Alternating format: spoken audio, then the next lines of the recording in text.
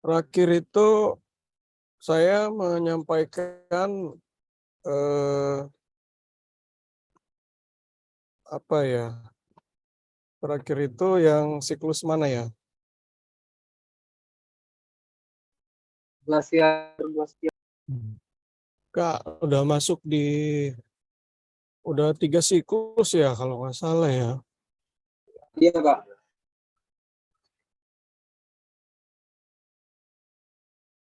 Termohalin sudah ya. Ya.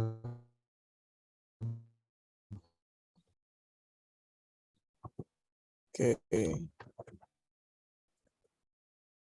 Saya masuk ke sini berarti ya.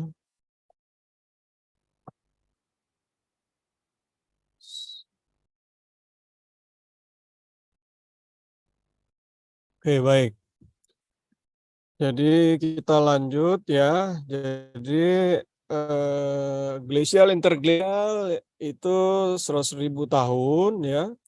Kemudian kita masuk di apa namanya siklus prosesi, kemudian sirkulasi termohaline ya. Nah, kemudian ini juga menarik ya bahwa yang terakhir itu adalah bagaimana kaitannya antara ya dari data yang ada ini ya, bagaimana kaitannya antara produksi karbon 14 di atmosfer ya dengan apa namanya aktivitas matahari ya. Jadi eh, em,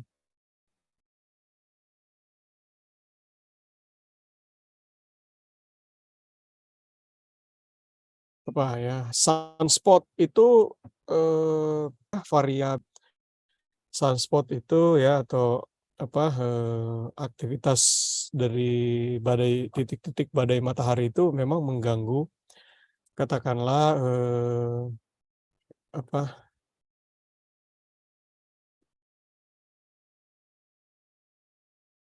telekomunikasi ya, jaringan telekomunikasi, kemudian masuk kepada eh, apa namanya eh,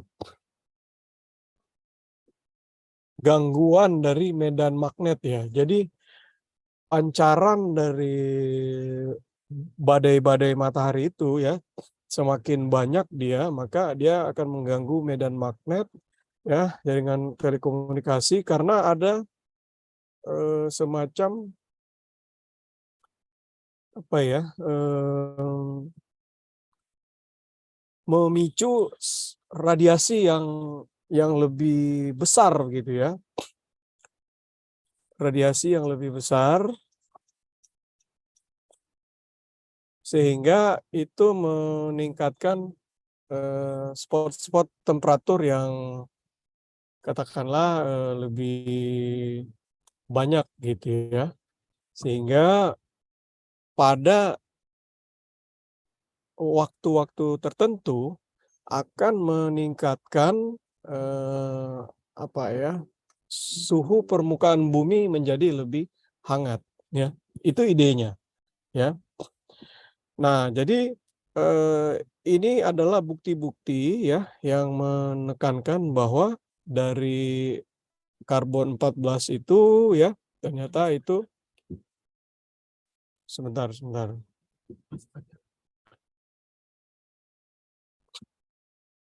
Dari karbon 14 itu ya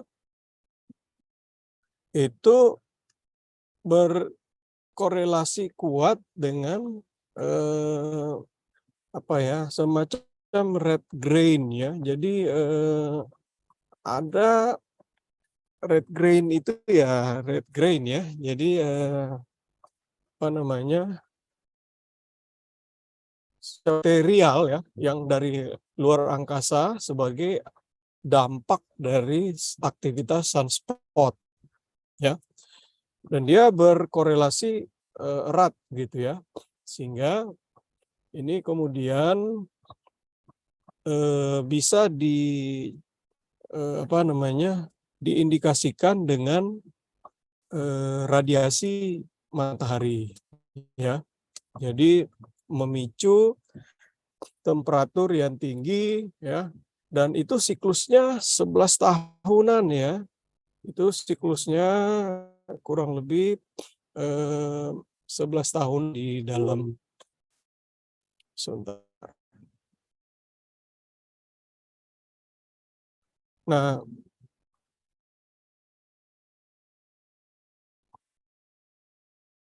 sorry, ini saya lanjut dulu ya, nanti sekaligus ya. Ini kemudian diperkuat dengan pengamatan dari Galileo, ya. Jadi era pengamatan dengan menggunakan apa, teropong, ya, itu dimulai dari eranya Galileo sampai sekarang, ya. Yang mengamati, intinya Galileo awalnya kan mengamati garis-garis edar dari planet-planet, ya. Sehingga dia menyimpulkan bahwa pada era itu kan orang memahami bumi sebagai pusat edar, ya. Tapi kemudian sejak Galileo lah maka dipahami bahwa ternyata pusat edar itu adalah matahari, bukan bumi, gitu ya. Dan planet-planet lain pun seperti halnya planet bumi itu mengedar atau mengelilingi matahari, ya. Namun di sisi lain juga Galileo mengamati sunspot yang ada di matahari, gitu ya. Dia melihat ada catatan, ya, sunspot, dan dia melihat dan terus, ya, dilanjutkan terus, ya, sampai pengikut-pengikutnya sampai era modern, ya, dicatat terus, dan ini memang menemukan ada Maunder minimum, ya, praktis tidak ada di tahun 1650, dan ini dikaitkan dengan apa namanya? Ini dikaitkan dengan Little Ice Age, ya. Jadi Little Ice Age itu kalau saya mundur ke sini, ya. Nah, ini, ya. Jadi pada tahun 1000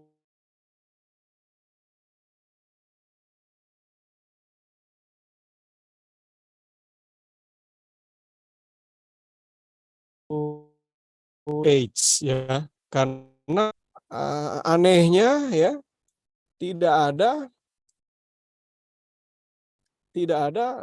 sunspot pada era itu. Tidak ada sunspot pada era itu, sehingga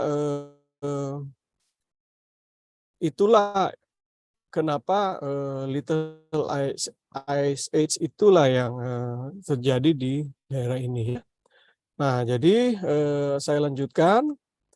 Nah, kemudian di era modern, ya, pengamatan semakin banyak, ya. Kalau ini pengamatannya dari core, ya, dari ice core, ya. Nah, kemudian di era modern, ya, semakin canggih, ya, semakin bagus. Ini pengamatan kita, ya, peralatan untuk mengamati angkasa, luar angkasa, sehingga ketemulah, ya, bahwa ternyata ada hubungan kuat antara sunspot, ya, dengan solar radiasi, ya.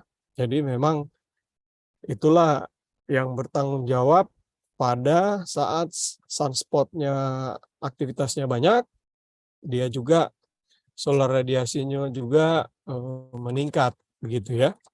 Nah, ini kemudian apa namanya, ya? Ini kemudian karena ini berkorelasi positif, nah, maka inilah yang kemudian bertanggung jawab di periode 11 tahunan, ya. Jadi 11 tahunan kita lihat di sini, karena bukan kebetulan, ya, karena aktivitas sunspot itu meningkat 11 tahun gitu, ya. Nah, itu yang kemudian bertanggung jawab terhadap solar radiasi di bumi ya. Dan ada peneliti dari ITB ya, Pak Teo Leong pernah mengkaitkan antara siklus banjir yang ada di Jakarta. Misalnya ya, beliau mengatakan ini erat kaitannya dengan jumlah sunspot ya, dengan radiasi matahari sehingga memicu konveksi ya yang tinggi, dan itulah yang memicu radiasi matahari ya, eh, sehingga terjadi pola siklus 11 tahunan banjir yang ada di Jakarta ya.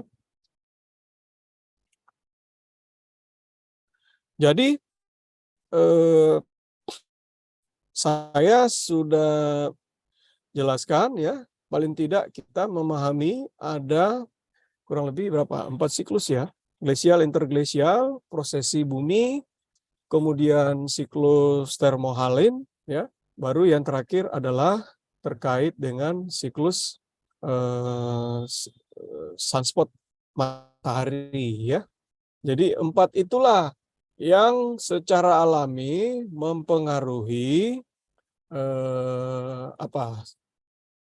variabilitas iklim di bumi gitu ya. Itu ya. Dari sisi mataharinya ya, dari sisi luar angkasanya ya. Dan yang satu lagi dari sisi siklus glasial interglasial itu kaitannya dengan biologi ya, aktivitas biologi, posisi bumi dari luar angkasa, sirkulasi termohalin karena sirkulasi arus laut ya, baru yang terakhir dari siklus yang ada dari sunspot ya. Nah, ada lagi variasi-variasi lain yang dari iklim ya. Lurus aja. Nah, ada lagi yang variasi-variasi lain ya dari iklim itu dengan interaksi yang semakin kompleks ya. Misalnya ENSO ya, El Niño, La Niña ya. Tapi dia sifatnya tidak seluruh bumi ya, tidak terjadi di seluruh bumi. Dia sifatnya bukan lokal juga ya. Tapi kalau ENSO itu Samudra Pasifik ya. Kemudian ada Indian Ocean Dipole, itu Samudra India gitu ya. Dan seterusnya. Ya. Nah, sehingga apa yang menjadi kekhawatiran dari Profesor Wally Brooker itu adalah sebetulnya bukanlah persoalan siklus alaminya. Siklus alaminya ya dia akan selalu terjadi seperti itu. Tapi ketika kita melihat data ini ya, di mana suhu permukaan bumi itu berkorelasi kuat dengan CO2 di atmosfer ya. Nah, kita lihat di sini ya, dalam kurun waktu 400.000 tahun terakhir, nah apa yang akan terjadi ketika CO2 ini naik terus? Gitu ya. Berarti kan sudah bukan alami ya, itu poinnya ya. Termasuk kemudian dengan skenario-skenario iklim lainnya yang kemudian pada intinya terjadi peningkatan CO2 di atmosfer secara besar-besaran ya. Jadi saya pikir kita break dulu ya. Saya ini karena tadi macet jadi saya agak telat tiba di ruangan. Kita break dulu ya. Saya coba ini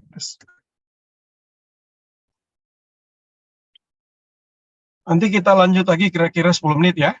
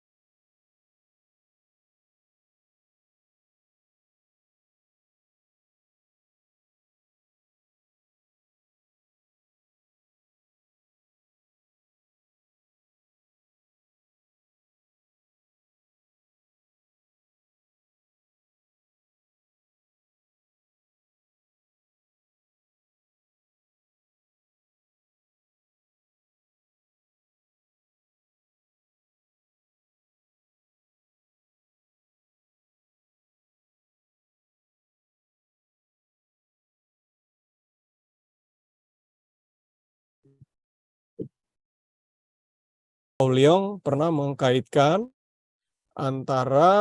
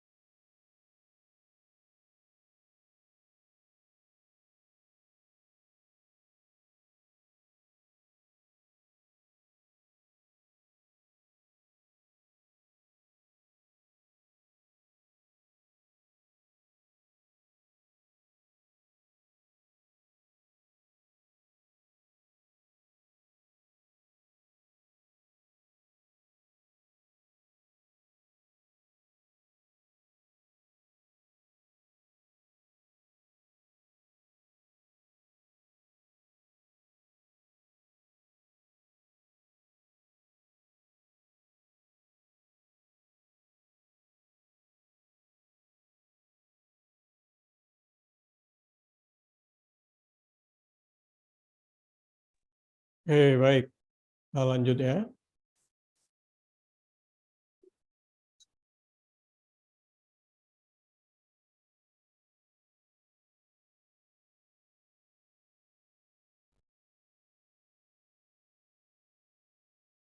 Jadi kalau saya coba simpulkan ya dari apa namanya, apa yang terjadi di menjadi deteksi ya, eh, sifatnya tidak perdebatan seluruh bumi. yang terjadi ya antara dua profesor ini ya, maka ada tiga hal yang memicu perubahan iklim alami ya. Itu yang pertama siklus glasial ya, 4 ya, paling enggak, kan 3 ya. Siklus glasial interglasial dan pengaruh proses biologis di samudra, variabilitas yang berkaitan dengan siklus orbit bumi, reorganisasi sirkus termohalin laut global ya akibat masukan air tawar di utara Samudra Atlantik, kemudian perubahan energi matahari akibat aktivitas sunspot ya. Dan poin 3 ini kemudian menarik karena begitu pengalaman ya dalam waktu beberapa tahun terakhir ya, 10 tahun terakhir, musim dingin di Eropa, musim dingin di Amerika Utara semakin ekstrim ya. Jadi dia seperti tertahan gitu ya si termohalin itu ya, sudah dijelaskan, sehingga ini kemudian memicu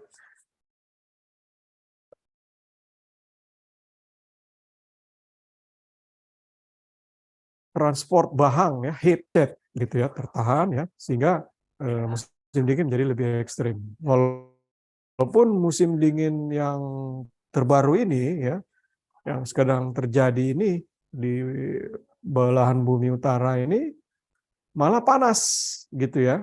Nah ini memang terkadang ada anomali-anomali yang terjadi ya. Jadi belum ada laporan ya jurnal yang membahas hal itu ya.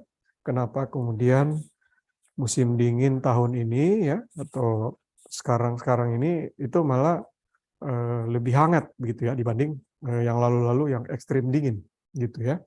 Tapi semua itu tak lepas dari peranan dari reorganisasi siklus termohalin. Yang dikhawatirkan adalah ketika siklus sirkulasi termohalin ini kemudian benar-benar macet ya. Kalau Arktik ya, Arktik itu kemudian benar-benar mencair ya, dan air tawar itu kemudian benar-benar menahan ya pembentukan massa air laut dalam, maka ya yang terjadi adalah yang kita khawatirkan itu adalah terjadi kemacetan dan terjadi apa ya perubahan iklim secara mendadak.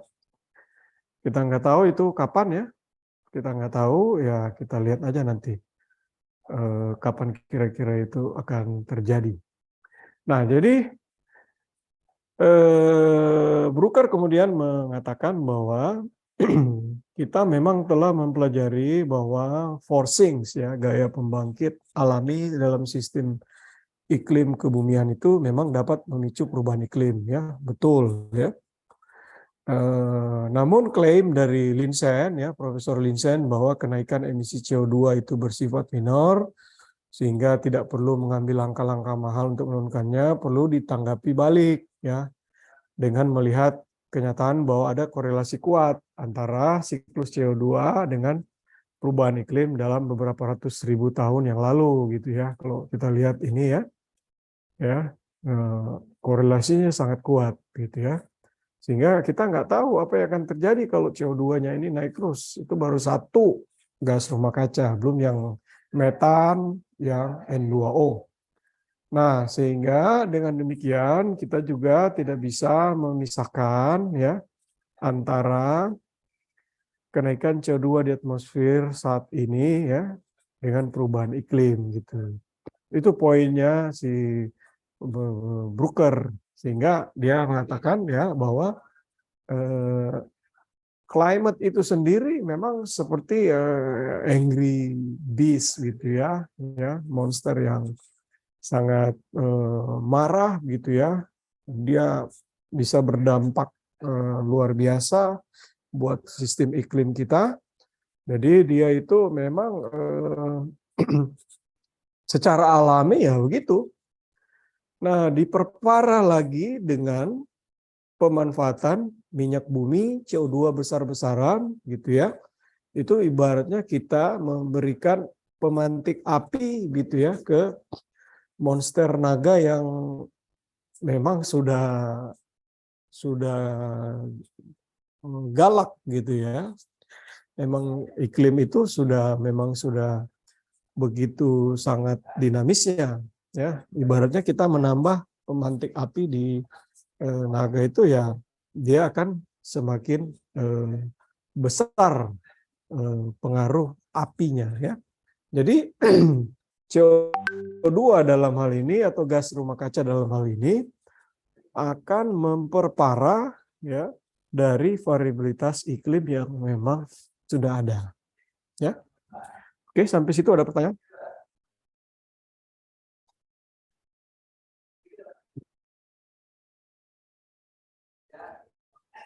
Silakan.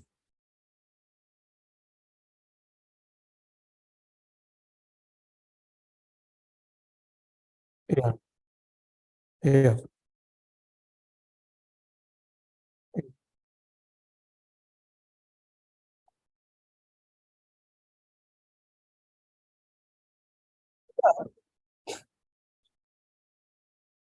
Medan magnet.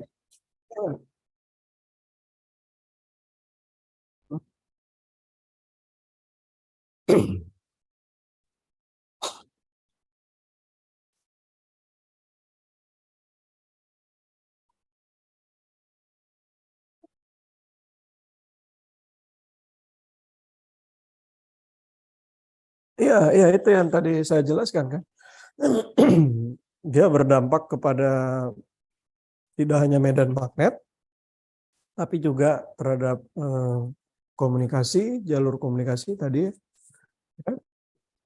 Termasuk di dalamnya ya temuan yang tadi saya jelaskan ada setelah peralatan kita semakin bagus ya, ada apa namanya ya korelasi antara solar irradiance ya atau radiasi matahari dengan jumlah sunspot. Jadi ini tadi yang saya jelaskan kan. Jadi dia naik turunnya solar radiasi ini itulah yang akan memicu perubahan iklim. Walaupun sifatnya sesaat ya. Makanya kita bilang siklus 11 tahunan kurang lebih ya. Jadi betul.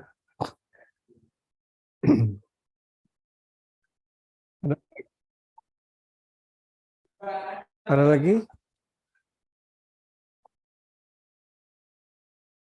Cukup? Oke.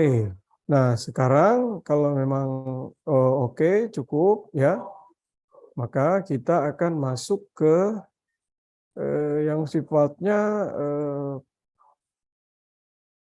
si CO2-nya tadi ya atau pertemuan lalu dan tadi saya sudah jelaskan ya, itu adalah variabilitas alaminya. Nah, sekarang gimana kalau si CO2 ini kemudian naik terus begitu ya, apa yang akan terjadi? Iya kan? Ya. Jadi kita akan membahas dampak dari termasuk statusnya ya, CO2 ya. Statusnya, dampaknya apa yang akan terjadi kalau si gas rumah kaca dalam hal ini masih CO2 dulu ya, saya bahas ya. Kalian bisa baca lagi yang N2O, yang metan gitu ya. Bisa di-download juga data-datanya di apa namanya Global Carbon Project ya, di Google aja Global Carbon Project ya. Kalian bisa lihat di situ.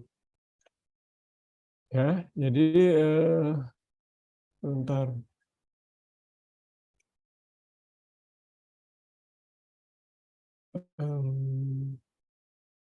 Nah, silakan lihat status-status terakhirnya Global Carbon Project ya.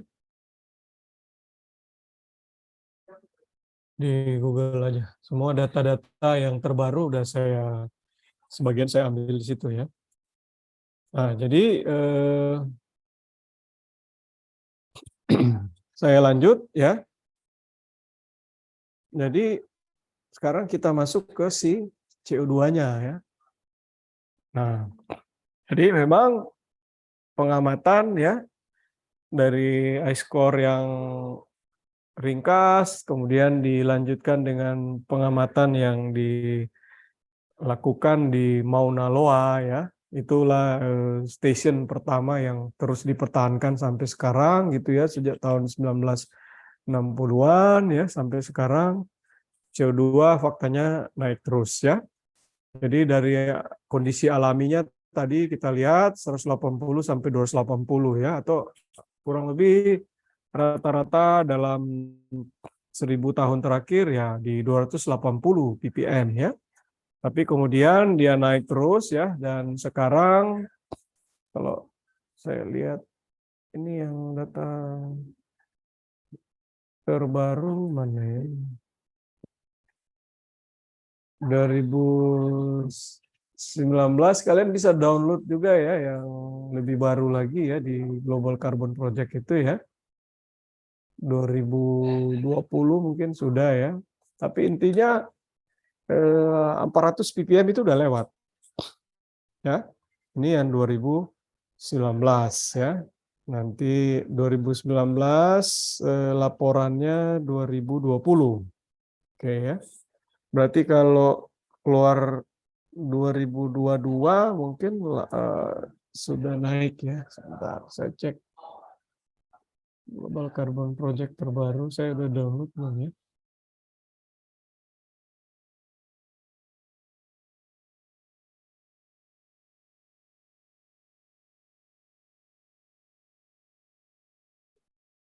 Dua 2021 ya saya download ya. Harusnya 2022 udah ada.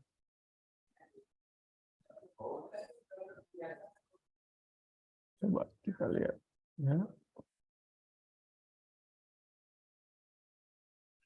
Ya, coba di download ya. Ya. Jadi datanya dari situ semua.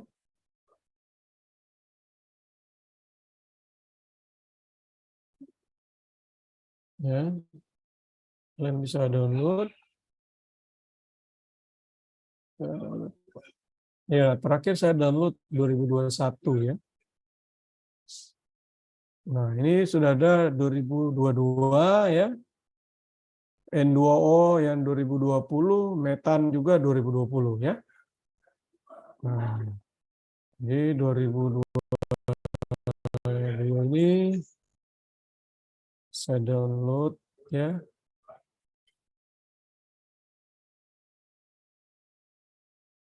Ya, sambil nunggu saya lanjut dulu.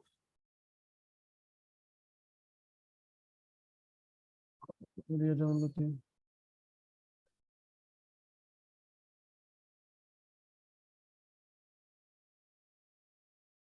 Ya, nih. Oh, rupanya udah download saya. Cuma saya nggak pindahin, masih di filenya, file download. Iya, saya pindahin dulu.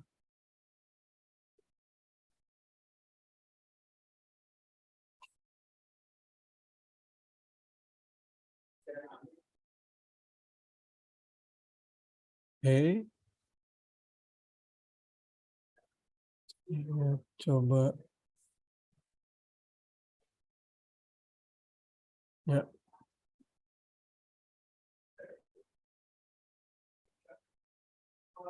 ini ya, udah kelihatan ya? Loh, kok udah kelihatan ya? Nah, oke ya, ini yang terbaru ya.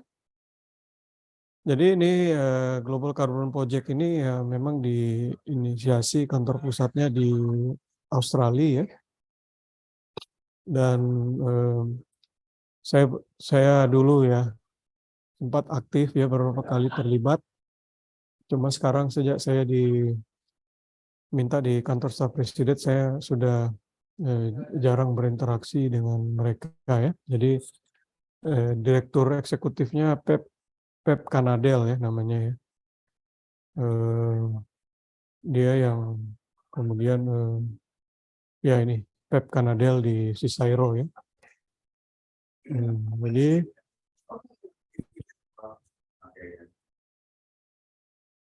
nah ini yang terbaru ini ya 417,2 ppm ya. 417,2 ppm ya. Itu yang 2022. Ya, saya balik lagi ke slide tadi saya. Ya, nggak beda jauh ya. Ini berapa ini?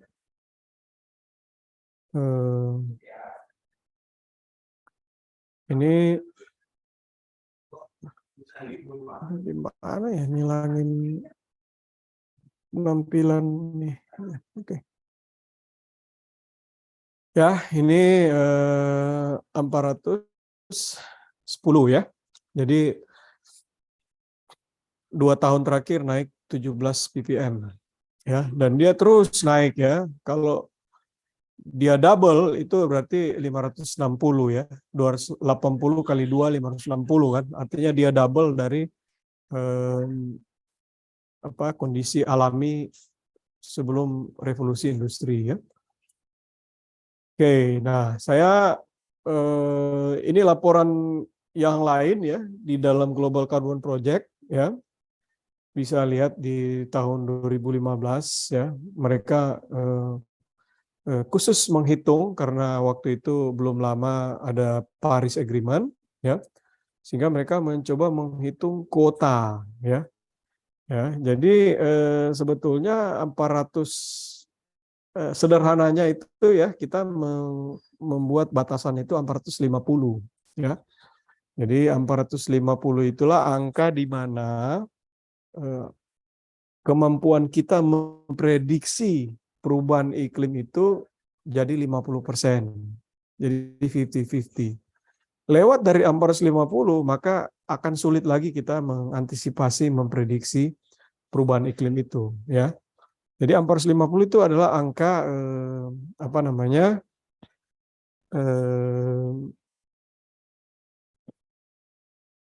threshold-nya lah ya, 450 ppm ya. Nah, jadi kalau kita lihat di sini laju 410 dan terbaru 417 gitu ya. Artinya kan setiap 2 tahun dia naik kurang lebih, saya nggak tahu ya. Kalau tadi 20, ini 10 ya, kemudian yang terbaru 17 itu kan lonjakan yang luar biasa kan. Iya nggak? 17 ya. Artinya katakanlah 10. Berarti kan 410 menuju 450 itu kan kalau dia naik-naik seperti kemarin 17 itu kan gawat. Ya nggak? Berarti kan perlu katakanlah 417 tambah berapa lah? Kurang lebih 80-an lah, katakanlah 90. Berarti kan 9 tahun. Ya nggak? 2022 tambah 9 berapa? Ya kurang lebih 9-10 tahun waktu kita gitu ya. Nah, makanya waktu ini ya, kalau ini dia hitung kuota ya, berarti kurang lebih 2014 dia bilang kalau kuota dia ngitung dari basisnya kuota bukan basisnya kenaikan CO2 ya. Jadi kuota ini berpengaruh kepada perhitungan skenario iklim, maka kuota kita ini kurang lebih tinggal 900 gigaton CO2 kalau kita ingin mempertahankan di bawah 2 derajat Celcius gitu ya. dan peluangnya tinggal 66%. Nah, ini kalau perhitungannya lebih detail ya. Tadi kalau saya hitungannya kan sederhana aja ya, 450 batasnya ya. Berarti 450 katakanlah 9 tahun dari 2022 ya. Berarti atau 2021 datanya ya, bukan 2022 ya, 2021. Berarti kan 2030 kan? Iya enggak? Batasnya 2030 ya.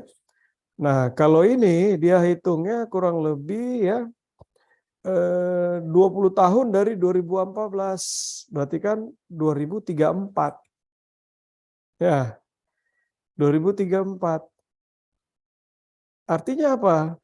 Kalau kenaikannya masih lamban, ya mungkin 2034.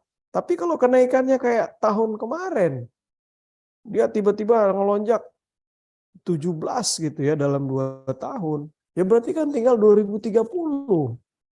Ya, jadi itu apa namanya? Ini yang lebih detail ya. Berarti 66% peluang yang bisa dipertahankan di bawah 2 derajat Celcius. Kalau tadi saya 450, 50% peluang kita memprediksi iklim. Ya, tapi itu kurang lebih mirip-mirip. Kita kan ini bicara skenario-skenario ya.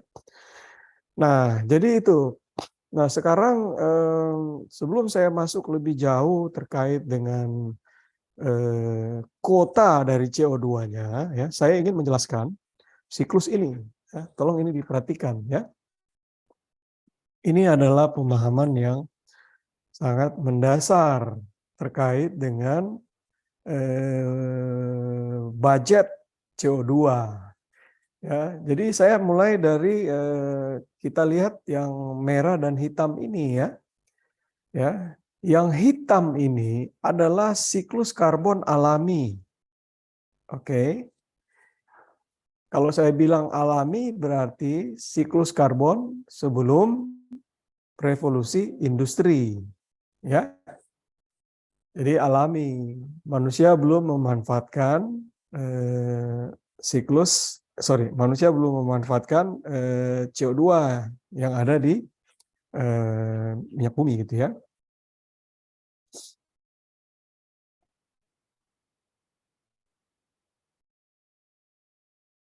Bentar ya.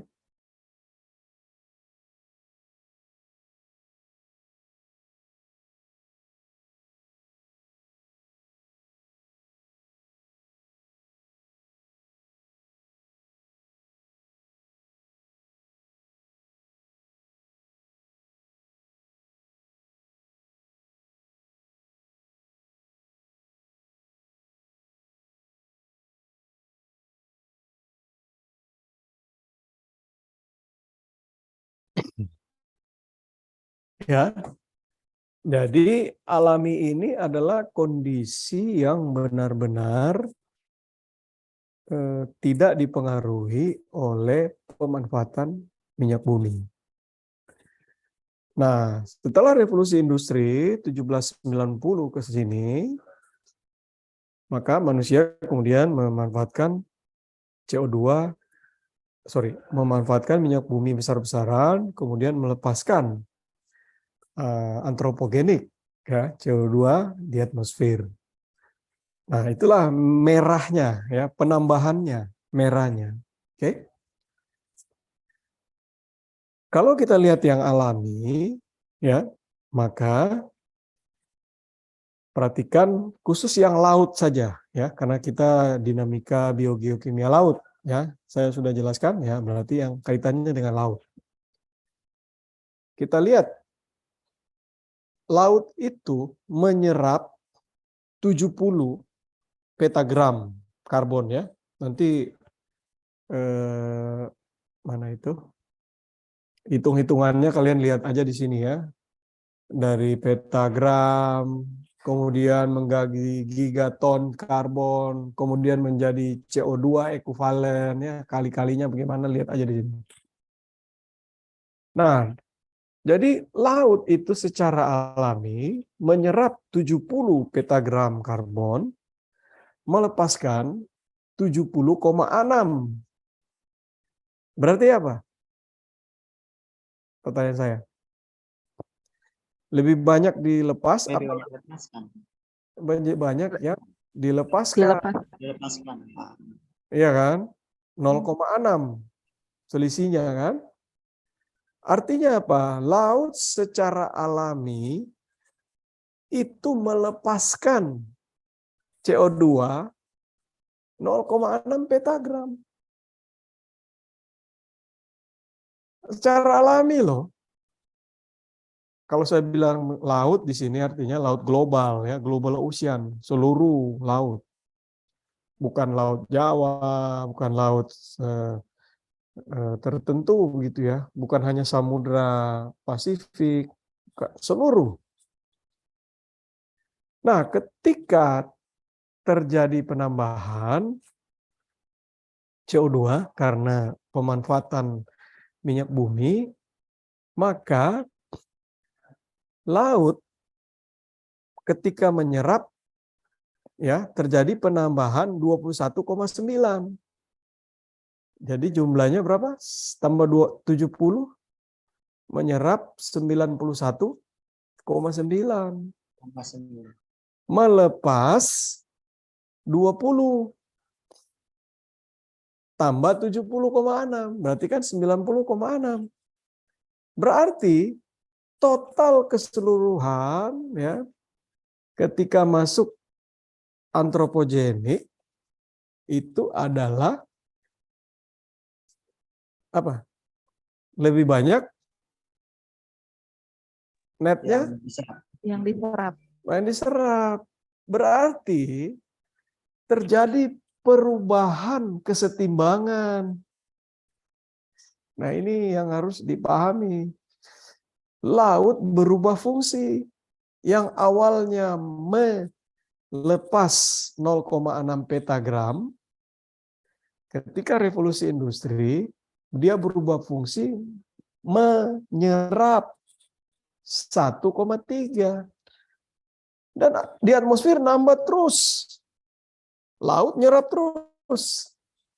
Pertanyaannya, apakah laut akan nyerap terus? Pasti kan akan ada mencapai kejenuhan. Akan mencapai kesetimbangan baru. Kapan? Ya nggak tahu. Jadi suatu waktu nanti laut itu akan jenuh, tidak lagi menyerap, tidak lagi melepas. Nah, pada titik itulah artinya di atmosfer akan nambah terus. Iya kan? Karena dia nggak akan mungkin lagi. Laut udah jenuh pada suatu titik. Kapan ya nggak tahu kita. Oke, nah sekarang kita lihat yang hitam-hitam. Itu adalah fluxnya ya. Fluxnya. Sekarang kita lihat yang menjadi apa namanya? Bukan fluxnya apa? Komposisinya ya. Kalau flux tadi petagram karbon per tahun ya, tadi dulu dia nyerap. Kalau ini yang dia komposisinya ya, kita lihat. Kita lihat di darat atau di bumi ya, di lapisan batuan ini ya, dia tersimpan 6.850 petagram karbon. Laut ya, alami aja kita lihat ya, yang hitam. Itu 38.000. Atmosfer yang alaminya ya, 590. Coba dibuat komposisi, bisa nggak? Rasio. Berarti dibahagi 590 semua ya.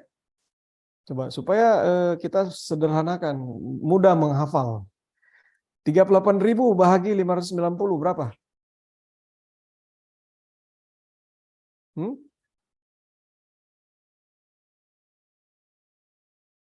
Halo? Pakai kalkulator? 4 ya. Ya, 64,4 ya, atau kita bulatkan 65 lah ya. 6.850 bagi 590.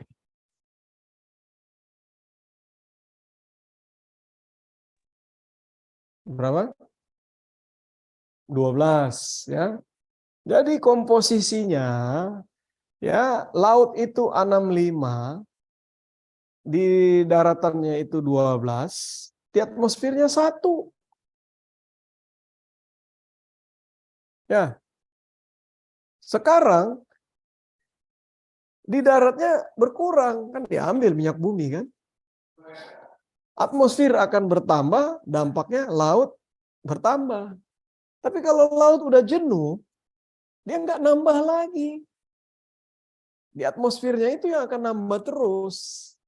Itu poinnya.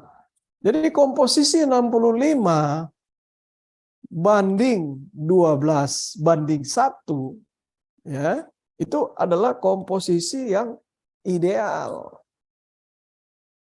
Ya. Itulah kondisi setimbang, equilibrium. Setimbang. Ya, sehingga kalau kita ganggu dia, maka komposisi ini akan terganggu.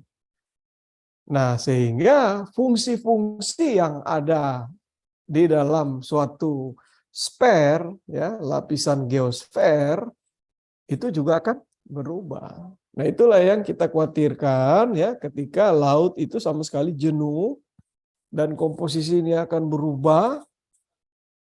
Nah, dampaknya bisa kemana-mana. Oke, ada pertanyaan sampai sini?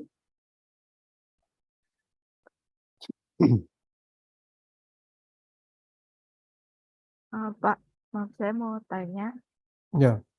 berarti kalau dilihat dari siklus ini, yang masuk ke dalam perairan laut itu, yang berhasil mencapai dasar itu cuma 0,5 dari keseluruhan yang diserap.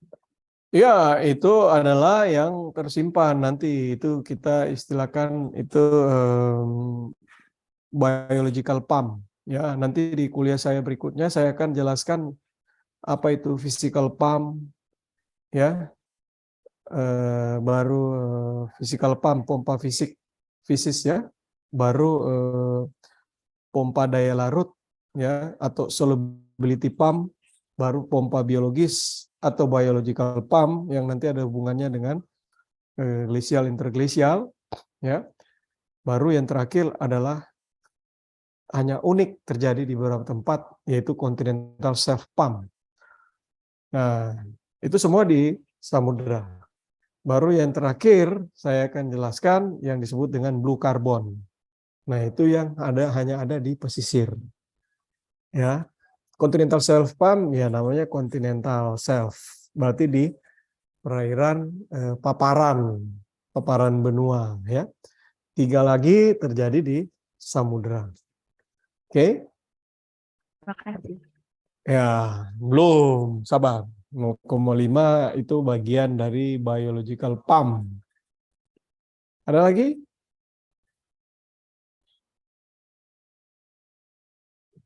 Mungkin saya, Pak.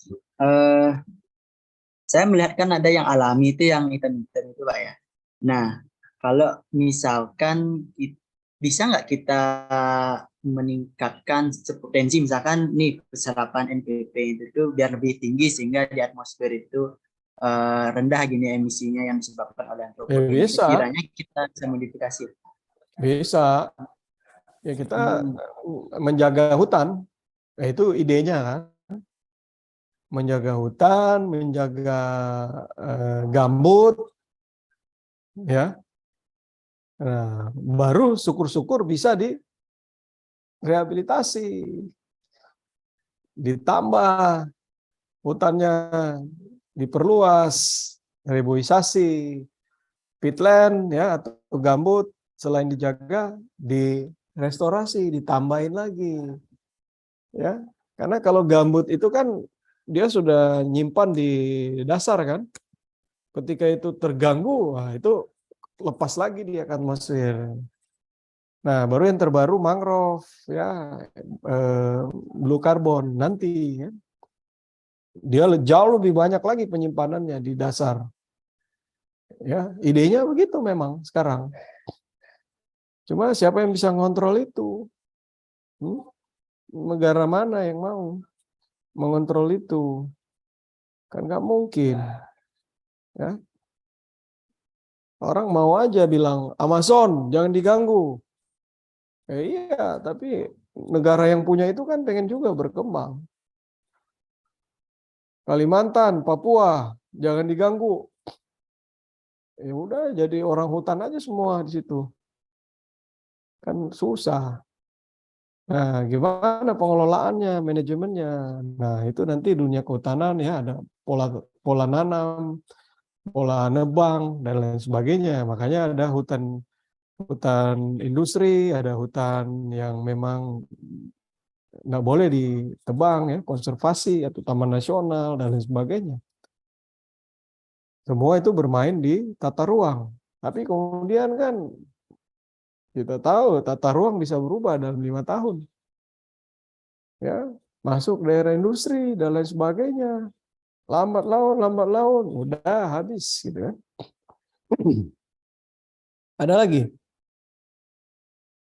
Masa hanya itu aja? Matanya kurang jeli dilihat di sini. Kaitannya dengan laut dong. Ada lagi nggak?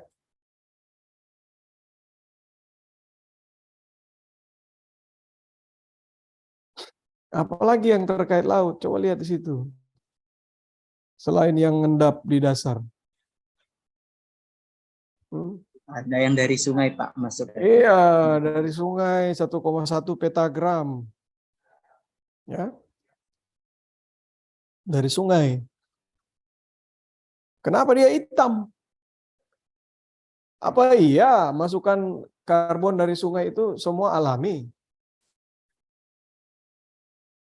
Pertanyaan saya, limbah organik itu dari mana?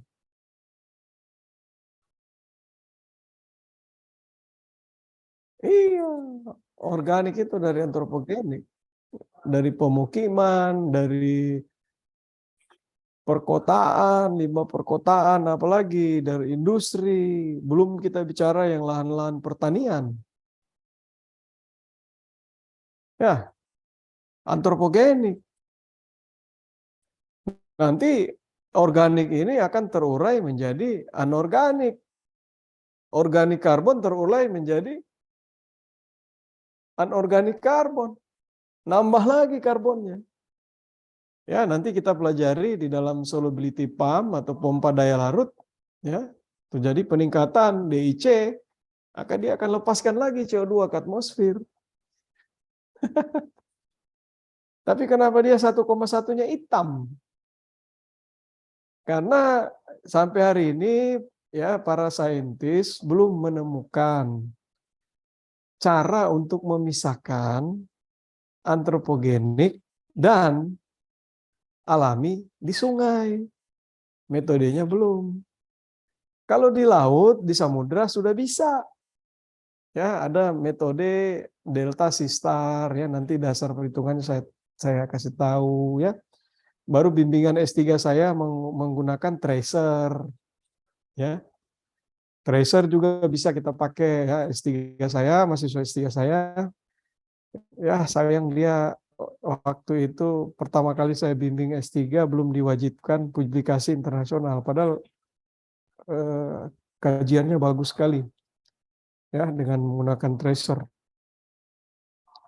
Dari delta karbon star atau tracer kita bisa memisahkan mana karbon antropogenik, mana karbon alami. Karena hari ini kalau kita pergi ukur di atmosfer atau di laut, itu adalah karbon total. Ya, ingat, itu karbon total, bukan karbon alami. Jadi saya nanti akan jelaskan ya pompa-pompa, ya nanti pompa biologikal, pompa fisis, pompa daya larut, pompa continental shelf, sama blue carbon, ya. Ya, satu lagi saya akan jelaskan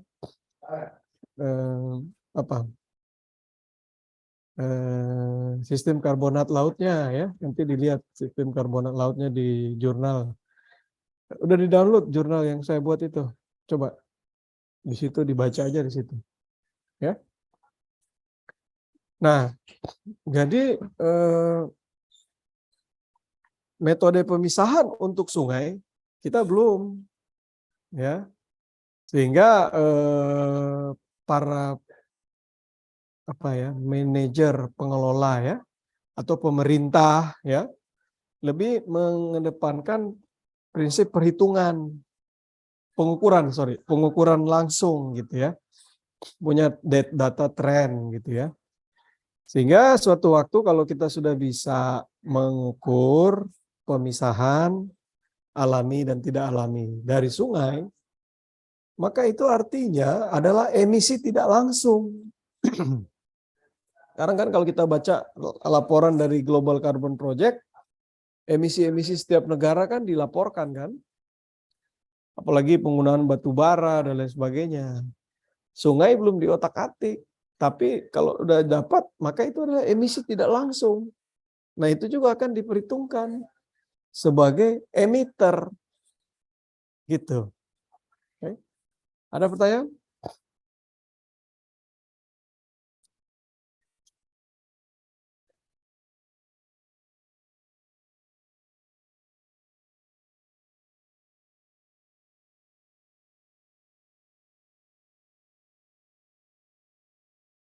Ada pertanyaan?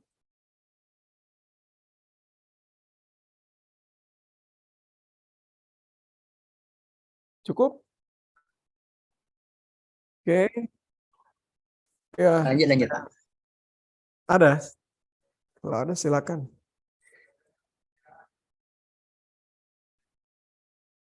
Ya. Ya, sudah cukup. Ya, ini kemudian ya ini yang diupdate di dalam Global Carbon Project ya. Semakin banyak mereka mengupdate sumber-sumber dan intinya source dan sink gitu ya. Mereka semakin banyak diupdate ya. Nah, coba lihat di sini laut 9 gigaton CO2 per tahun. Tadi kan 1,3. Ya, coba hitung supaya kita satu unitnya. Ini kan 1,3 menyerap kan. Nah, coba 1,3 itu petagram berarti kan. Jadikan 1,3 petagram itu setara dengan 1,3 gigaton ya. Ya. Gigaton karbon. Nah, supaya sama unitnya, kita jadikan gigaton CO2 ekuivalen. Berarti 1,3 kali pengalinya ini 3,664. Coba kali berapa? 1,3 kali 3,664. Berapa? 4,76. 4,76 ya.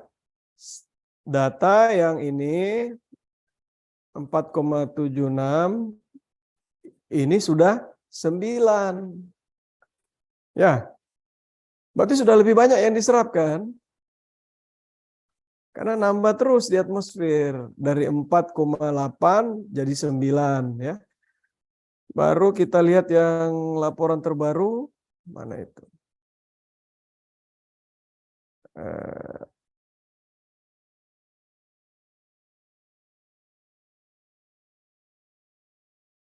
Ini kita lihat ya. Yang 2022 kita lihat di itu aja ya langsung ya. Nanti kalau kalian ingin detail ya per negara, per benua, sumbernya dan lain sebagainya, coal, oil, baca aja di sini. Ya. Nah, semakin lama metodenya semakin bagus ya, semakin lama semakin itu sempurna gitu ya estimasinya. Semakin membaik. Ini juga yang tadi ya, tinggal berapa tahun ini dia punya budget. Ya, lihat aja. Loh, dia nggak ngitung lagi ya? Yang laut. Di mana?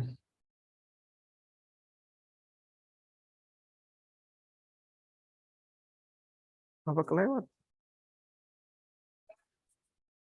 Yang laut tadi itu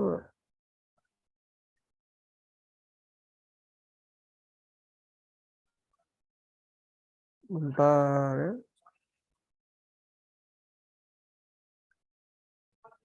Apa namanya? Ringkasannya tadi. Kelewat tadi ya di depan ya. Nah, ini ya. Nah, ini udah 10 kan? Yang terbaru kan? Rata-ratanya kan. Jadi dari 4,8 yang tadi baseline tadi ya 2005 kalau nggak salah baseline itu. Apa tahun 2000 ya. Kemudian tahun 2020 tadi 9, sekarang 2000 dia per dekade dia bagi ya rata-rata ya. Ini 2012 sampai 2021 ya. Udah naik jadi 10. Jadi nambah gitu kan. Ya, jadi nambah. Kemudian saya ke sini langsung ya. Nanti saya balik lagi ke PowerPoint saya yang tadi bahwa ya ini yang antropogenik emisi terbaru ya, bahwa source-nya itu sebagian besar dari aktivitas industri. 89% dari aktivitas industri ya. 35,2 gigaton CO2 per tahun. 11% dari perubahan lahan ya 4,5. Nah, di mana 48%-nya itu kemudian menetap di atmosfer, 29% itu diserap oleh darat, 26% oleh laut, gitu ya. Kita bandingkan yang mana tadi kuliah saya tadi. Ini ya. Komposisinya masih mirip-mirip. 2012-2021 ya. Masih mirip-mirip. Kok ini? Salah ya?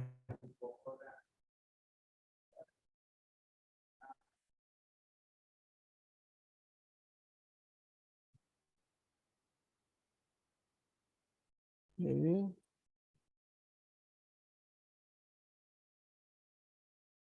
Ya, ini udah. Nah, ini ya.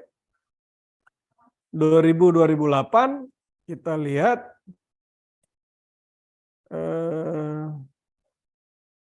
ya, apa ini nggak ada persentase ya. Kurang lebih 90% ini 10% ya. Ya, masih mirip-mirip gitu ya. Ini yang 2002-2011 ya. Nah, ini yang 2019 ya. Nah, jadi semakin lama semakin sempurna metodenya. Ini malah 86-14%. Sekarang sudah membaik dari perubahan lahan udah nurun komposisinya, tapi nggak tahu ya industri yang meningkat tadi kan 35 kan, ini 34 ya nggak? Kemudian ini 5,7 kan, tadi 4. Berarti sekarang itu agak membaik ya. Nih kalian takutnya enggak? Ini ya.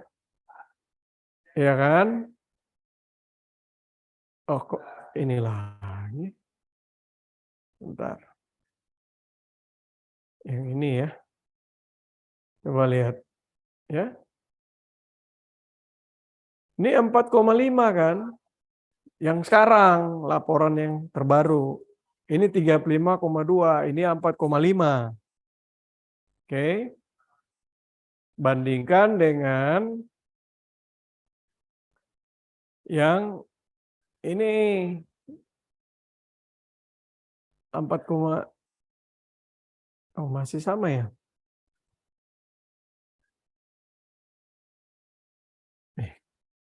Lihat ya, ini 35,2, ini 4,5 ya. Nah, baru ini yang sebelumnya 45,5, 35,2 turun kan? Ya enggak? 4,5 ini yang naik. Ya kan? Ya enggak? Berarti sebelumnya kalau kita lihat perubahan lahannya gede 5,7. Sekarang turun jadi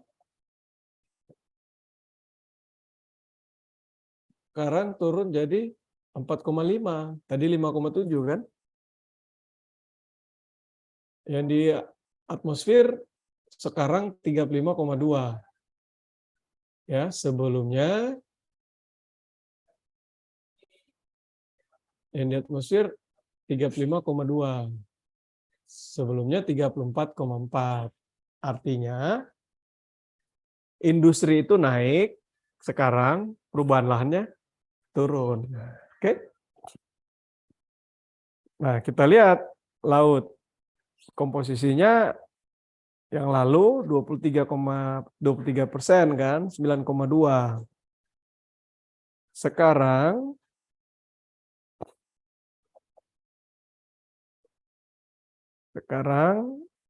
naik 26% komposisinya dan juga naik jumlahnya 10,5. Berarti memang ada penambahan. Makanya tadi kan naik 17 konsentrasinya kan, ppm kan. Karena ada penambahan di atmosfer. Jadi perubahan lahan udah bisa kita kontrol, kita turunkan. Tapi di atmosfernya terjadi penambahan sehingga laut juga nambah gitu ya. Oke. Saya balik ke slide saya. Yang ini ya. Jadi itu penambahan, kemudian bagaimana sebarannya di laut, vegetasi ya. Ini fraksi yang tertinggal di atmosfer ya, dia naik terus. Ya, kemudian yang di laut dulu ini waktu metodenya belum bagus, dia turun. Kan bahaya kalau dia turun. Ya enggak? Artinya laut itu akan menuju kejenuhan, padahal data terbaru dia masih naik. Ini metode yang lalu, makanya metodenya kan semakin lama diperbaiki kan. Makanya saya mencatat rekaman-rekamannya, mengumpulkan rekaman-rekamannya ya. Waktu lalu ini diluncurkan 2007 ya. Maka laut dia turun. Wah gawat kalau dia turun. Itu artinya laut menuju kejenuhan. Nggak nyerap lagi. Ya. Kemudian laporan terbaru ya 2020 ya memang dia naik seiring dengan kenaikan CO2 di atmosfer. Ya kalau di terestrial atau di vegetasi dia stabil lah, naik turunnya stabil ya. Ini lalu saya nggak bisa lagi pakai slide ini. Ini yang lalu saya nggak bisa lagi ya. Nah, in my opinion, because my background is not. Oke, saya pikir ini juga udah berubah skenario-nya. Saya pikir cukup. Ya, laporan IPCC juga cukup. Nanti kita tinggal, saya tidak akan masuk sini dulu. Ya, saya pikir cukup. Selebihnya kalian bisa baca di di laporan Global Carbon Project. Ini pertemuan kita keberapa ini? Keempat. Ya, keempat. Ya, nanti saya akan jelaskan tentang pompa itu ya, pompa itu plus sistem karbonat laut dan blue carbon. Jadi kurang lebih 2-3 pertemuan lagi ya. Kemudian saya akan jelaskan terkait proyek yang nanti akan mengisi praktikumnya, ya, project, ya, kalian nanti buat project mungkin di pertemuan ke-7, ya. Jadi kira-kira itu, ya, pompa-pompa mungkin 1 pertemuan lebih, baru sistem karbonat laut dan blue carbon 2 kali pertemuan, atau mungkin kalau dia lebih-lebih dikit, baru 1 lagi penjelasan tentang project. Ya, sampai sini ada pertanyaan? Bisa memahami, ya walaupun ini kan saya coba ringkas, ya.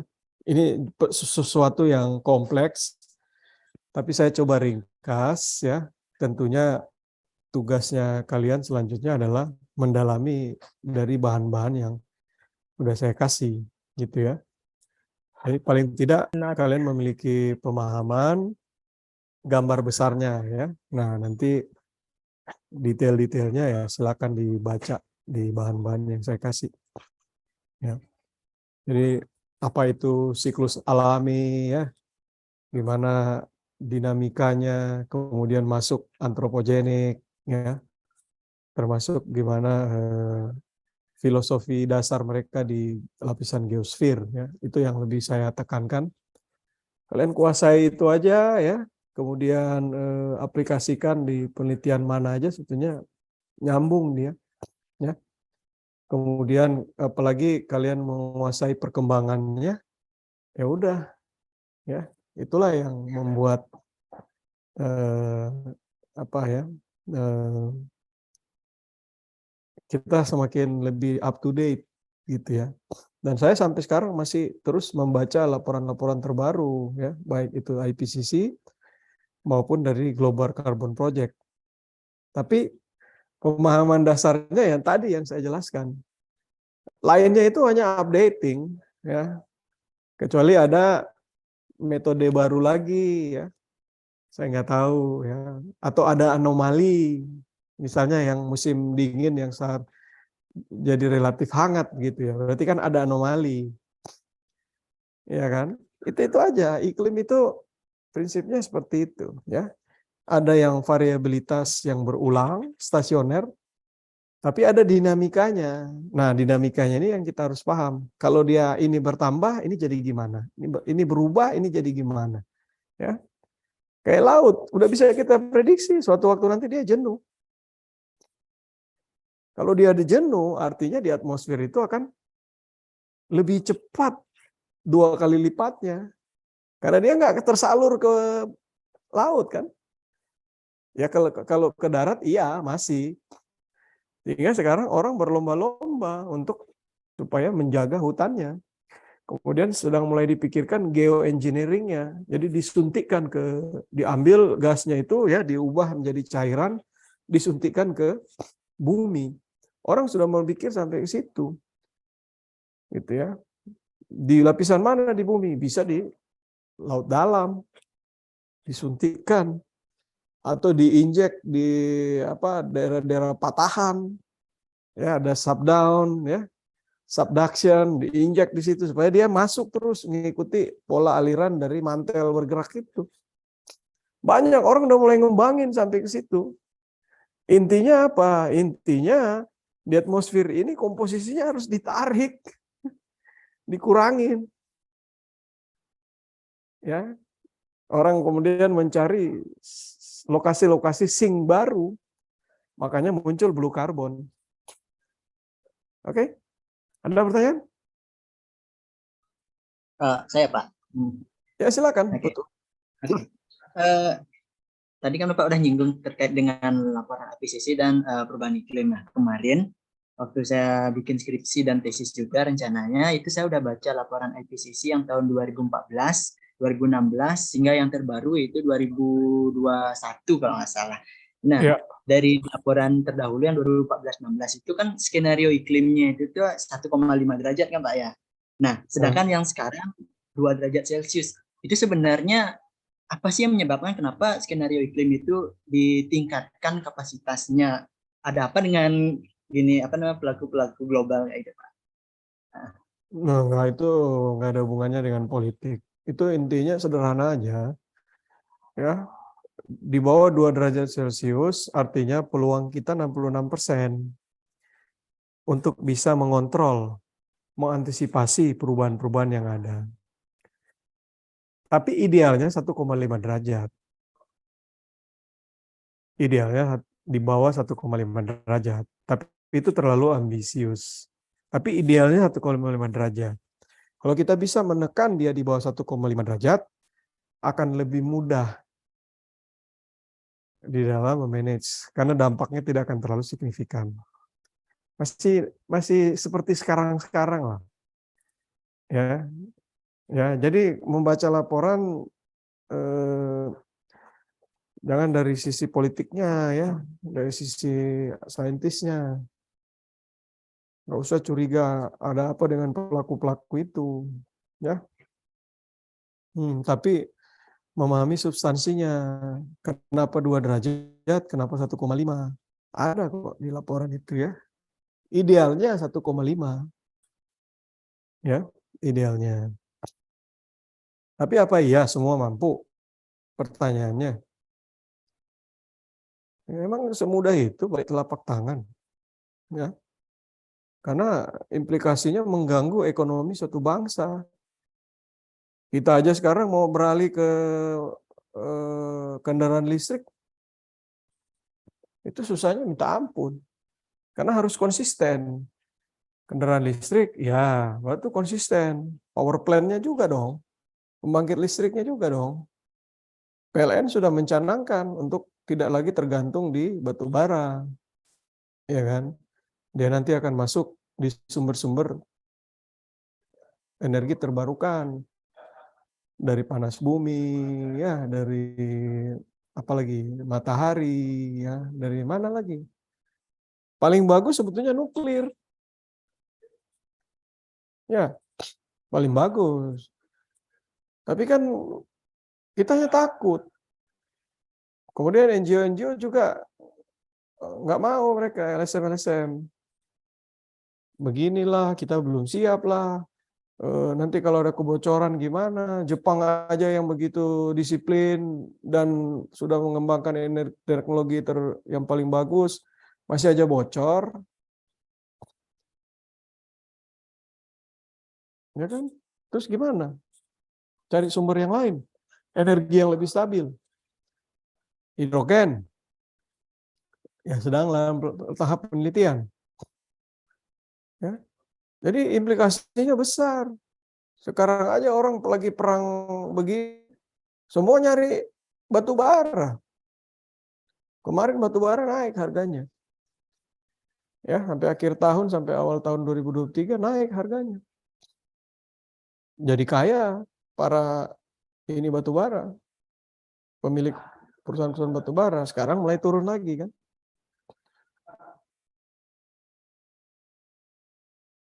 Macam-macam implikasinya, ya, nggak seperti semudah itu. Yang kita pelajari di sini adalah konsep sainsnya. Idealnya segini, ya. Tapi negara mana yang mau? Ya, Arab Saudi aja yang sekarang andalan negara kaya itu kan, andalannya minyak bumi. Sekarang dia udah mulai rasional.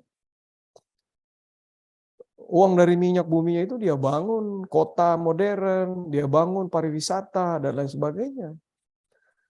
Ya, saya tidak ingin bicara tentang sentimen agama. Faktanya di Arab Saudi itu mereka udah mulai memikirkan dampak dari pariwisata. Perempuan sekarang sudah bisa nyetir mobil. Ya, sebentar lagi mereka mengizinkan di tempat-tempat tertentu orang menggunakan bikini seperti di Bali. Jangan kalian bilang ini sentimen agama, jangan. Ini fakta rasional dari suatu negara karena dia tidak mau lagi tergantung dari minyak bumi. Dia mau pariwisata. Sekarang dia bangun kota-kota, dia niru seperti Singapura. Semua perwakilan-perwakilan pusat-pusat industri, dia mau kantornya ada di situ. Sama kayak Singapura. Semua pusat-pusat peradaban dia ingin kantornya ada di negara dia. Ya orang nggak akan datang kalau mereka masih kaku seperti itu. Ya, mereka udah mulai rasional. Tentunya ada lokasi-lokasi yang masih dikembangkan syariahnya masih kuat. Tapi mereka sudah menetapkan kota-kota tertentu itu bikini bisa. Dan lain sebagainya. Saya ini sedang menjelaskan fakta-fakta sains ya, bukan hal-hal yang terkait agama ya. Tolong dibedakan ya. Gitu. Kenapa? Karena mengantisipasi perubahan-perubahan yang ada di depan. Ya. Perubahan-perubahan yang ada di depan. Dan masih banyak lagi. Makanya saya ini mengajarkan ke kalian itu sainsnya. Tapi kalau kalian ingin mengembangkan sendiri silakan. Kalian berminat ke politiknya silakan. Kalian berminat ke industrinya silakan. Kembangkan itu. Nggak ada yang larang. Ya. Tapi dasarnya harus kuat. Sains, data. Sehingga kalau kita berbicara itu tidak asal bunyi. Ya, ada dasarnya. Ya oke lah, di kelas ini kalian salah nggak apa-apa. Nggak ada yang ketawain. Paling saya yang tahu, oh si ini masih kurang, si ini masih kurang. Tapi kalau sudah di publik, harus berbicara itu harus ada dasarnya, mantap gitu. Ya, dan saya nggak akan mungkin saya bicara di publik tanpa data. Ya walaupun sekarang saya juga sudah mulai mengurangi berbicara di publik karena keterbatasan. Ya, tapi kalau sebelumnya kalian lihat sejak 2010 di blog saya sampai terakhir 2016, mau cari di mana, di koran mana, hampir setiap minggu saya muncul. Di TV dan lain sebagainya, selalu. Karena berbicara yang gini-gini, itu kan sebenarnya cuma ece-ece aja. Orang nggak tahu kan dasarnya kan. Tapi kan publik itu menyukai sesuatu yang wah, ya. Ya. Kalau saya buat cerita populernya glacial interglacial, cara berceritanya aja itu publik udah wow gitu. Belum saya bicara badai matahari, ya, sunspot, apalagi kita rubah caranya menjadi lebih populer. Orang langsung wow. Tapi kan nggak begitu. Ya, ini sains kelasnya. Ada lagi pertanyaan?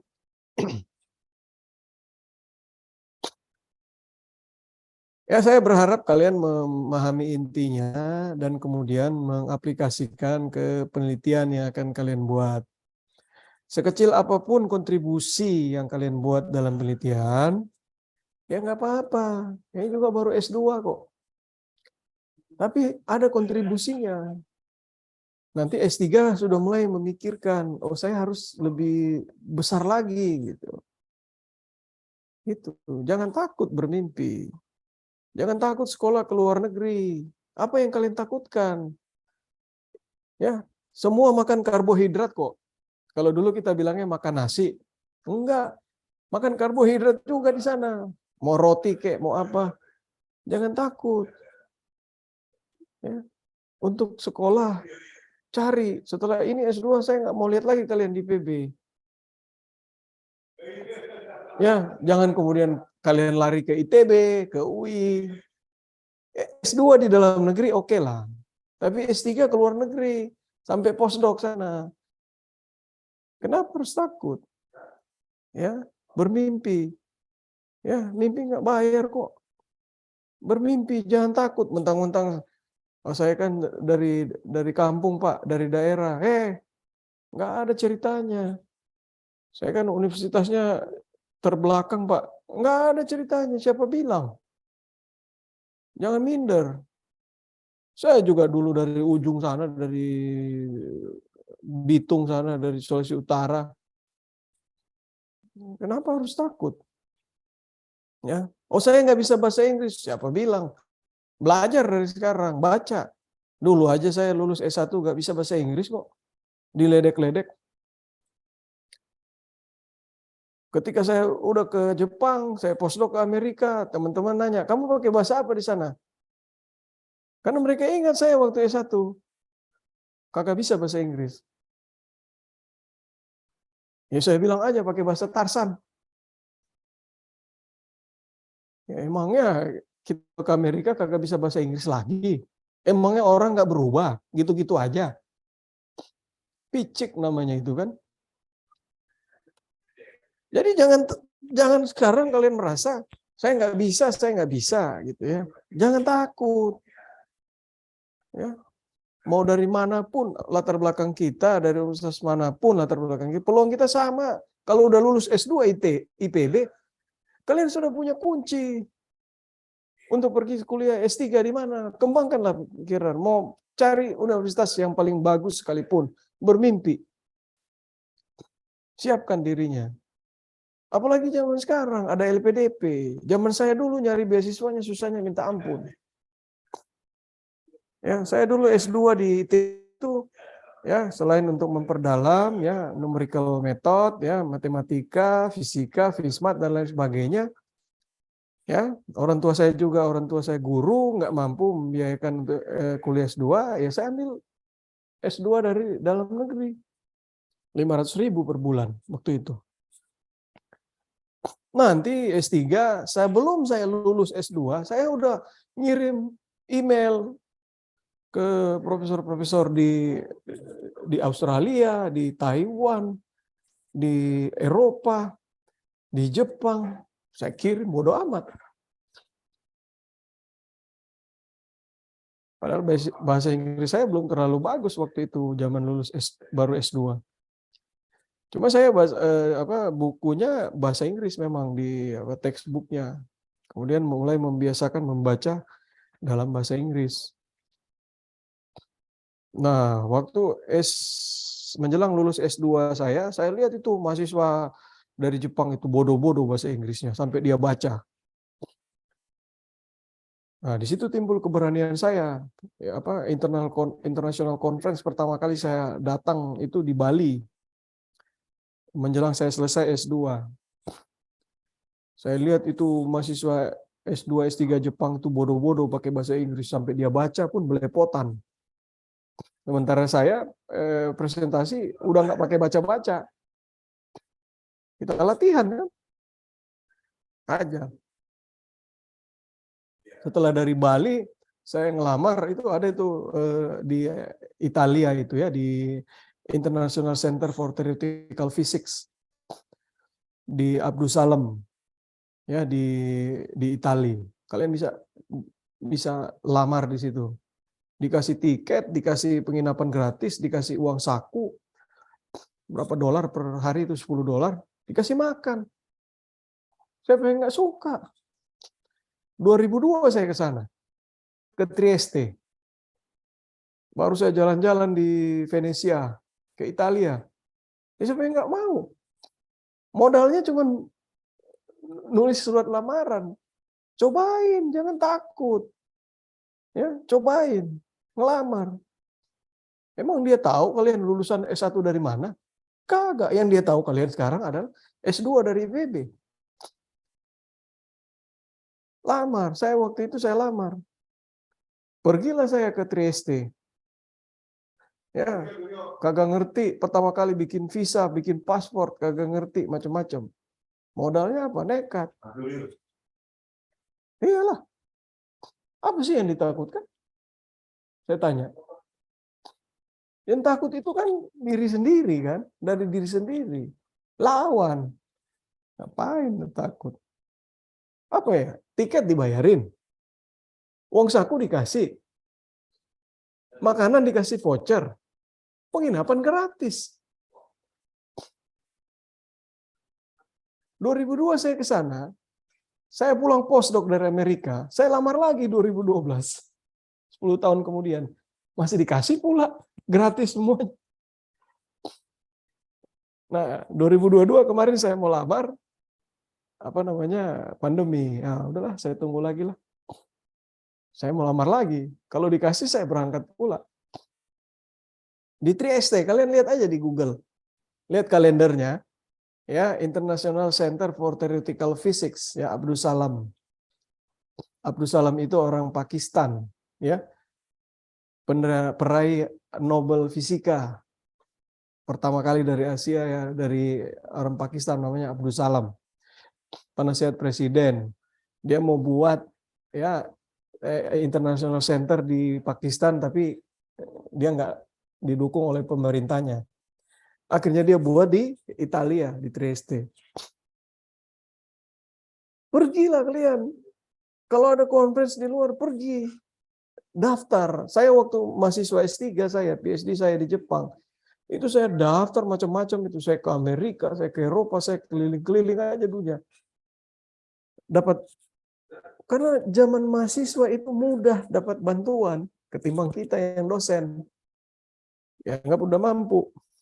Boro-boro mampu. Tapi saya sampai dosen pun, sebelum saya di kantor staf presiden, setahun itu bisa 2 kali, 3 kali saya keluar negeri. Tanpa ngeluarin biaya. Karena saya udah terbiasa dari mahasiswa. Nyari-nyari gitu-gitu gitu kan. Nah, baru kan kita improve bahasa Inggris kita. Ya. Oke. Jadi di atas semuanya, dasar semuanya tergantung berpulang di mental kita. Kalau mental kalian bilang saya nggak bisa, ya udah, bye-bye. Ya pasti udah nggak bisa. Ya, dulu saya mau mempelajari aplikasi model matematik itu, susahnya minta ampun. Kalau sekarang saya, ya itu kayak mudah aja buat saya sambil merem-merem. Kalau dulu waktu saya baru mau memulai, susahnya minta ampun. Dan kita harus kalahkan itu. Ya, terserah nanti kalian mau penelitian apa, terserah. Mau milih saya, mau milih dosen lain, silakan, nggak ada masalah. Milih saya konsekuensinya waktunya. Ya. Ya, kalau kalian gigih, bisa aja kita dapat waktu ya. Saya sih tinggal lihat aja mahasiswanya gigih apa enggak. Kalau hanya sekedar Pak nanya ada waktu gini ya. Tapi kalau dia gigih kan bisa. Mau pakai Zoom kayak mau telepon kayak bisa. Terserah, kalian mau cari pembimbing lain silakan, tapi modalnya itu jangan takut ya, khawatir ya. Oke, saya pikir cukup ya. Kuliah itu kan hanya studi kasus. Ya kan? Pada intinya ya, pendidikan itu adalah perubahan pola pikir. Itu intinya, perubahan pola pikir. Kalau pola pikir kalian masih begitu-begitu, percuma S2, percuma S3. Sama aja. Sekarang orang doktor itu kayak kacang goreng aja dibuang-buang, saking banyaknya. Tapi ngomong aja nggak jelas. Ngomong aja kagak ada dasar. Pola pikirnya nggak jelas. Nggak tahu saya apa yang dipelajari waktu kuliah. Jangan-jangan pakai joki. Sama, profesor juga aja pakai joki. Ujung-ujung mau ngurus pangkat, nulis paper pakai joki. Berarti kan nggak ada perubahan pola pikir. Kagak jelas. Ya, saya nggak mau mahasiswa saya jadi begitu. Ya, mau jadi dosen kayak kalian, jadi peneliti kayak kalian, jangan begitu ya. Kalian bisa lihat asisten-asisten saya. Nggak banyak, tapi sekarang udah hebat-hebat, jago-jago. Ada di BRIN, ya, ada di perguruan tinggi lain. Ya. Oke, saya pikir cukup. Ya, tidak hanya pembekalan untuk kuliah, tapi lebih ke mental kalian itu ya. Baik, saya pikir demikian ya. Selamat siang ya, sampai ketemu di kuliah selanjutnya. Terima kasih. Yuk. Terima kasih, Pak. Terima kasih Pak. Terima kasih banyak, Pak.